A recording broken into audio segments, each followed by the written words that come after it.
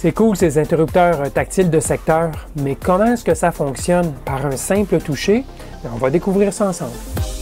Bidouilleur, salut 8 pistes. Oh mon Dieu. Le condensateur électrolytique. One wire. Bidouilleur, salut. Et oui, on prend souvent ce genre de réponse tactile là, pour acquis. Et il y a même la fonction de gradateur d'intégrer là-dedans. Mais comment est-ce que cela fonctionne et pourquoi est-ce sécuritaire? Bien, je vous propose aujourd'hui d'analyser le circuit dans ce genre de gradateur de lampe ou ce genre de lampe. Vous le devinez bien, il y a de l'électronique là-dedans, bien sûr. Il y a différentes façons de détecter le toucher. Il y a d'abord la température du doigt. Certains boutons d'ascenseur fonctionnent de cette façon, de la façon thermique. Il y a aussi la résistance électrique. Notre doigt peut créer un pont de conduction entre deux contacts. Et finalement, il y a aussi la détection électromagnétique. Notre corps est une antenne radio qui collecte toutes sortes de signaux radio. Donc, une augmentation de l'intensité du signal radio induite par le toucher peut être détectée. Mais dans le cas de lampes et de gradateurs comme ceux-ci, c'est plutôt un effet capacitif qui est en jeu. Notre corps agit comme un condensateur. Voici comment ça fonctionne. Alors, le principe de fonctionnement est le suivant. On a un circuit électronique composé d'un interrupteur quelconque, ça sera habituellement un triac. Ce circuit-là aura aussi un oscillateur. Et cet oscillateur aura sa fréquence d'oscillation qui est déterminée par un circuit RC habituellement, donc en fonction de la capacité en farad présente sur l'entrée de l'oscillateur. Alors, lorsque le système est en équilibre, l'oscillateur est à une fréquence constante, ça doit être quelques centaines de kilowatts ou quelques dizaines de kilowatts. Ça a plus ou moins d'importance en autant que c'est constant. Le principe, c'est qu'on a aussi une surface que j'ai appelée S, qui est totalement isolée, bien sûr. Point de vue sécurité, c'est important. Mais cette surface-là, elle est branchée sur l'entrée de l'oscillateur. Et lorsqu'on vient toucher à la surface avec notre doigt, notre corps joue le rôle de plaque capacitive avec le câblage du secteur qui est partout autour de nous et donc dans l'air. Et donc, il y a une légère variation de la capacité. Et ça, mon corps, moi, je l'ai mis en pointillé ici, l'effet capacitif de mon corps. Je l'ai mis en pointillé. Donc, lorsqu'on touche, légère variation de la capacité totale, légère variation, donc, de la fréquence d'oscillation. Et le circuit détectera cette variation-là pour dire « Ah, il y a touché ». Il y a une résistance ici d'isolement qui est très importante. C'est habituellement très élevé, quelques mégohms, pour assurer une sécurité totale ici, puisque ce circuit est branché directement sur le secteur.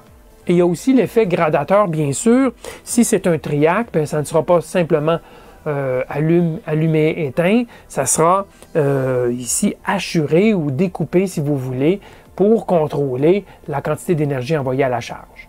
Alors, on va voir ça plus en détail tantôt en regardant le gradateur et un schéma typique. Il y a trois façons de composer le circuit d'un interrupteur tactile. On peut utiliser des composants génériques séparés comme transistor, résistance, condensateur et même un 555, disons, comme un oscillateur, pour se construire ce genre de circuit.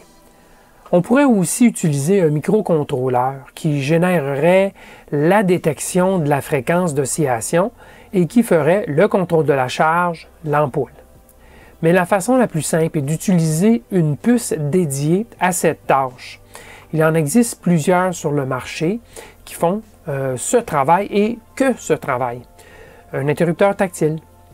La plupart des puces dédiées, tout comme les microcontrôleurs, permettent aussi de faire fonctionner gradateur plus facilement, donc variable.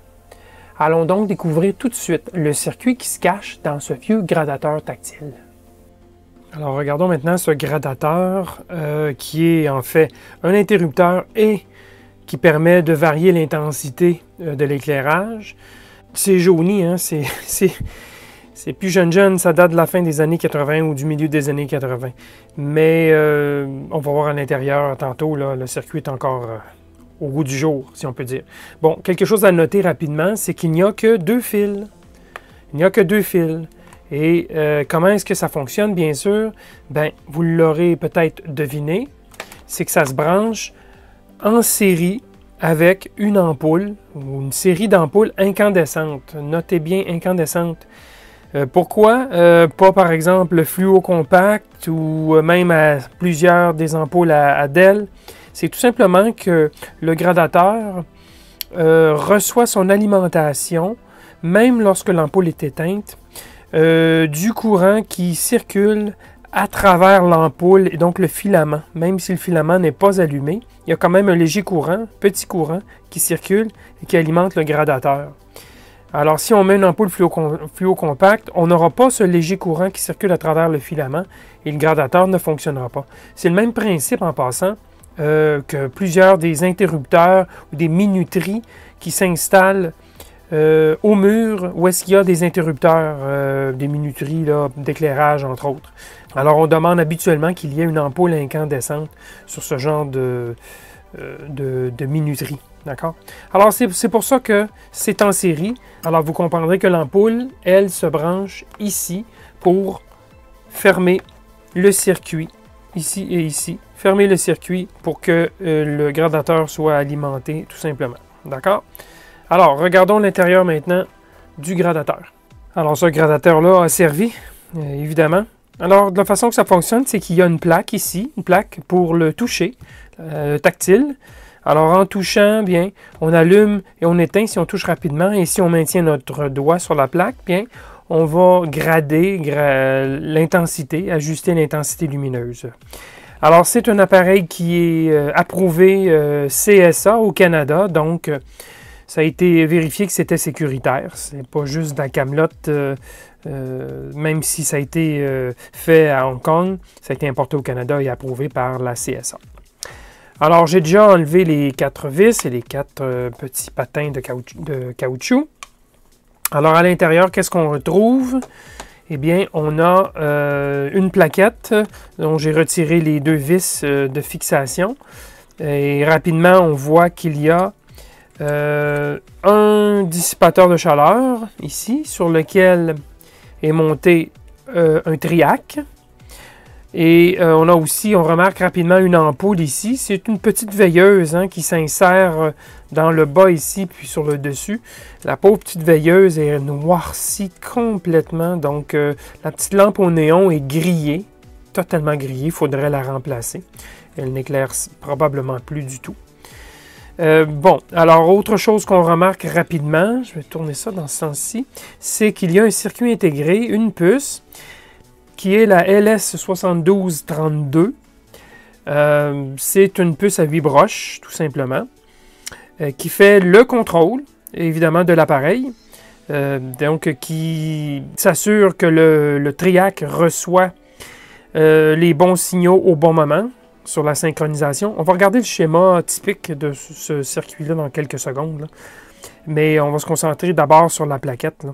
Ce qu'on remarque aussi, c'est qu'il y a une grosse bobine d'arrêt qui est en série avec le triac. Cette bobine d'arrêt-là, bien sûr, étouffe les parasites de découpage que le triac produit. Donc, c'est simplement pour absorber les parasites haute fréquence et éviter de générer des interférences radio qui pourraient se propager sur l'alimentation et dans d'autres appareils, par exemple récepteur EMA, sur la table de chevet juste à côté. Alors ça, c'est ce qu'on remarque de plus évident sur le circuit. Bien sûr, des condensateurs, il y a une partie d'alimentation, il y a une diode Zener qui est en bleu ici, juste ici, et qui, au bout de mon doigt, et qui permet d'alimenter le circuit parce que lui nécessite une tension plus basse. Il y a bien sûr une diode de redressement aussi et du filtrage condensateur pour fournir l'alimentation CC à cette puce. Ce qu'il y a de particulier dans ce circuit, c'est qu'il y a aussi un transistor ici, inverseur. Donc, les impulsions qui sont envoyées au triac passent d'abord dans un transistor inverseur. On remarque ici que c'est assez noirci dans cette partie du circuit. C'est la résistance qui limite le courant dans l'ampoule au néon. Donc, l'ampoule au néon est vraiment grillée Et je crois que la résistance qui limite le courant bien, a chauffé beaucoup. Et la plaquette est noircie. Et elle est encore correcte, la résistance aussi. Mais on sent que ça a noirci quand même. Donc ça a chauffé un peu plus qu'on ne l'aimerait.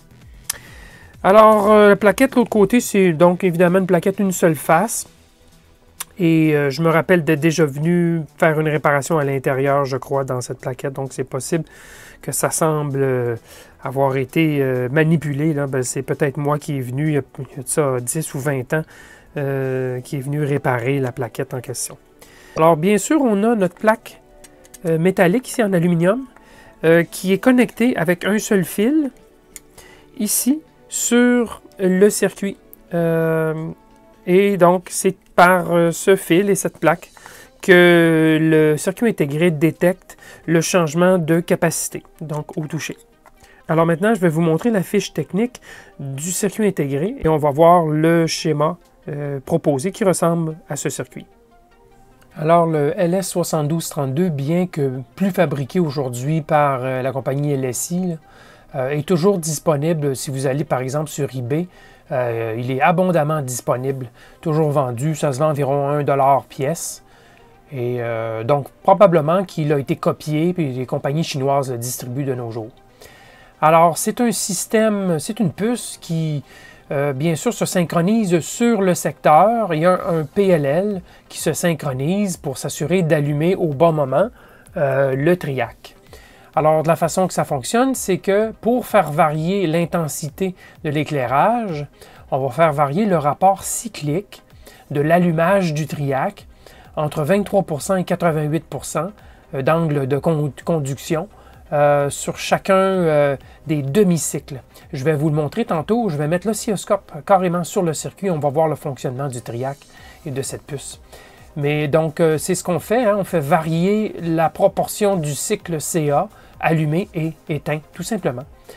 Et bon, alors, ce circuit peut aussi fonctionner soit à 50, soit à 60 Hz. Il est conçu pour cela.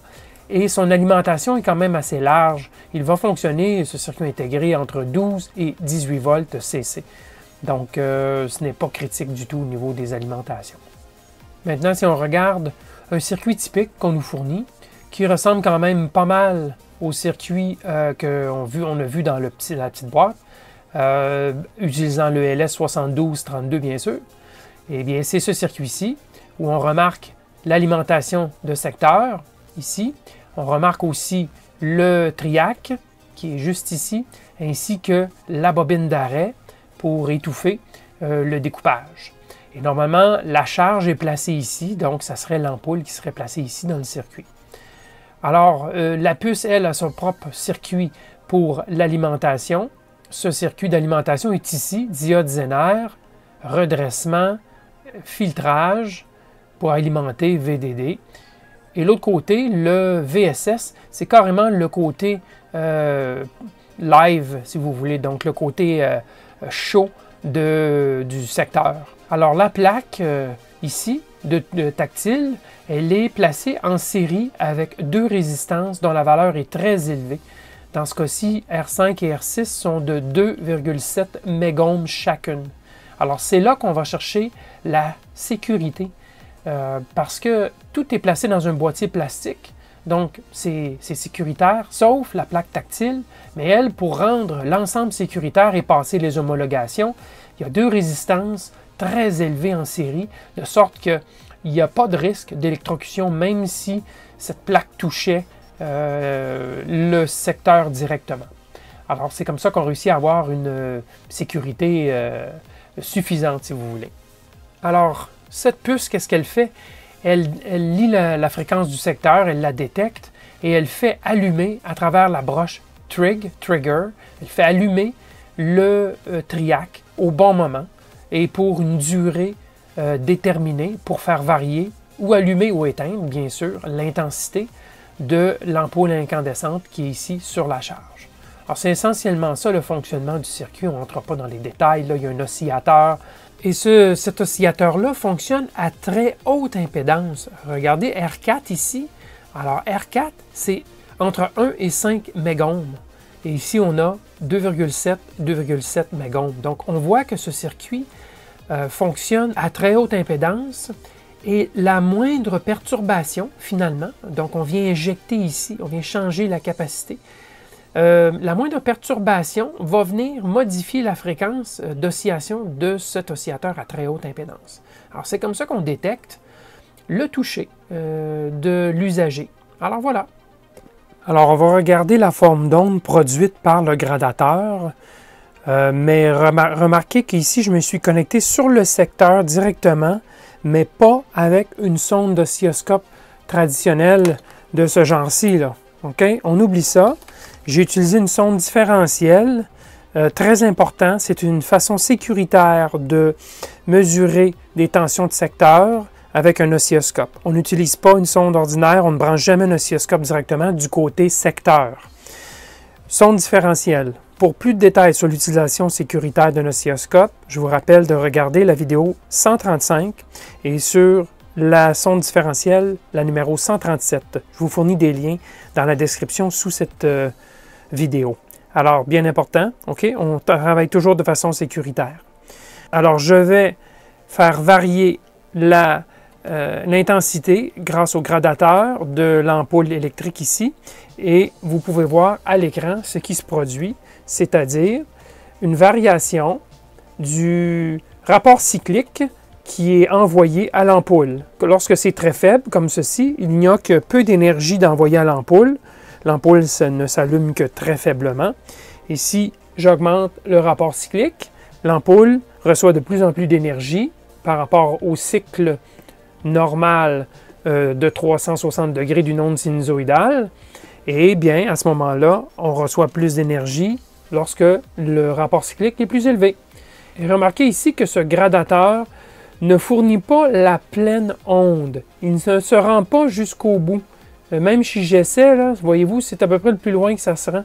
Donc, il ne fournit pas la pleine énergie à l'ampoule. Alors, c'est une caractéristique à se rappeler de ce gradateur. Et bien sûr, lorsqu'on allume, lorsqu'on éteint, bien, tout disparaît ou à peu près. L'ampoule ne s'allume plus. Alors voilà, c'est comme ça que le TRIAC est découpé et alimenté, si vous voulez, par le petit circuit intégré, qui, lui, fait varier la quantité ou la proportion d'une onde sinusoïdale complète qui est envoyée à l'ampoule. Alors, c'est comme ça que ça fonctionne, tout simplement, pour faire varier l'énergie. Mais vous comprendrez aussi qu'il y a des pointes, ici, par exemple, ces petites pointes-là, ce changement brusque de tension génère forcément des interférences et c'est pour ça qu'il y a une bobine d'arrêt pour tenter d'étouffer le plus possible les parasites générés par ce front très raide.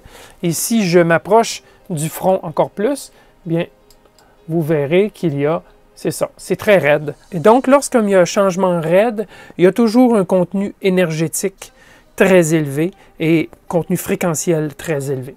Alors voilà, ça nous montre le principe général de fonctionnement de ce gradateur. Deux petits commentaires en terminant. Question de bien mesurer le niveau de capacité présente dans l'application. Certaines de ces puces dédiées ont une routine d'étalonnage lors de la mise sous tension. Il est donc préférable de ne pas toucher au gradateur durant la première seconde après le branchement. Étant donné l'impédance élevée utilisée sur l'entrée de détection tactile, habituellement c'est de plusieurs mégohms, ce genre d'interrupteur est sensible aux interférences radio, même aux éclairs, aux étincelles, aux perturbations dans l'environnement et sur le secteur. Il arrive donc parfois qu'une lampe s'allume ou s'éteigne toute seule. Ne vous grattez donc pas trop la tête si cela se produit. Ça fait le tour du sujet. J'espère que vous avez pu en apprendre un peu sur cette application, un peu spéciale, il faut l'avouer. N'hésitez pas à commenter cette vidéo. Abonnez-vous si cela n'est pas déjà fait et n'oubliez pas d'activer la cloche. Vous serez alors notifié lorsque je publie une nouvelle vidéo. Merci de me suivre et de me supporter et à la prochaine!